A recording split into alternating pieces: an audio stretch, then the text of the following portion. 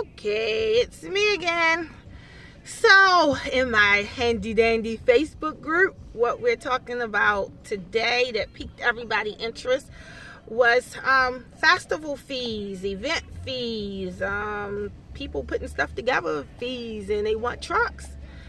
So, a good friend who has a really well-known cookie truck down in Atlanta, he's doing really good.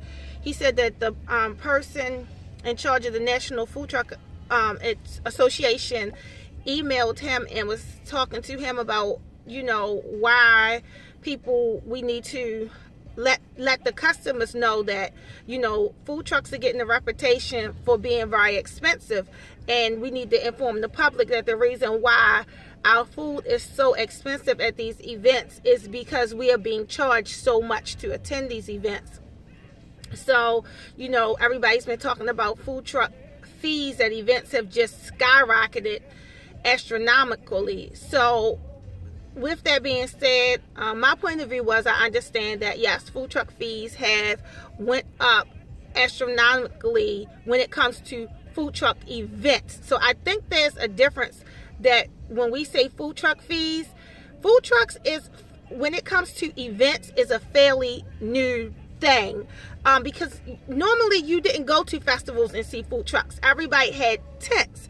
So for a person that I would say a carny, they are used to certain fees and certain percentages because for years that's just how it's been done. But for us new to the food truck industry and trying to get into the events now, and you not really used to these fees and prices, it's like, okay, wow, this is very expensive.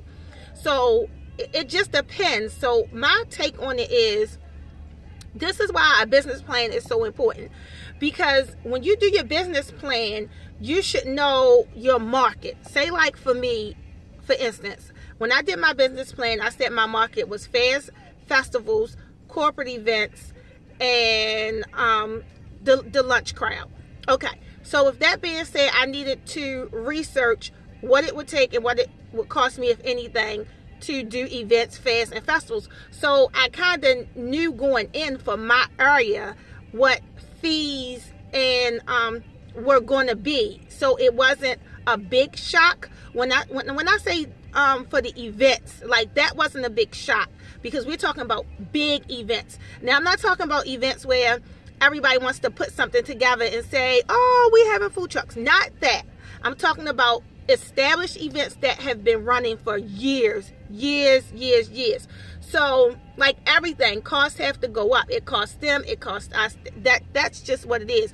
So certain ones I went into knowing that the fees were going to be really high, but I did that because, number one, being a new truck, and this was to me a marketing technique. So luckily, I always broke even or did make a profit, but it allowed me to test my market in my area. It also allowed my area to get familiar with my truck, because at these larger events, people come year after year, and you got people from all over. So you're not just in a business park where only the people who work for T-Mobile are seeing your truck. This vast amount of people seeing your truck and getting used to your truck. So for me, the fees were normal and okay and what I expected. But what I don't agree with when it comes to fees is, like I said, everybody putting together an event and saying it's a food truck event, give me $500, $600 and you can come. That's where I say we have the problem with food truck fees. But festivals and events, that's just what it's been for years. Yes, the fees went up, but everything has went up, so I kind of understand that. And sometimes you just have to say, hey, I have to restructure my business plan. I just can't afford to do festivals and events no more. I have to focus more on my catering and my Monday through Friday lunch scene, because the fees have just went up such that I just can't afford to do those anymore. Sometimes you have to sit back and reevaluate your business plan and see what's working, what isn't working, what gives you the best profit, can you afford to stop doing them? Because honestly, some of us can't afford to not do these events, because even though the profit margin isn't as high as you would like, there is still a margin and you need to make money. So then you have to decide, do I continue doing these fees, or do you try to continue doing the festivals until you can find something else that's working to keep your business afloat.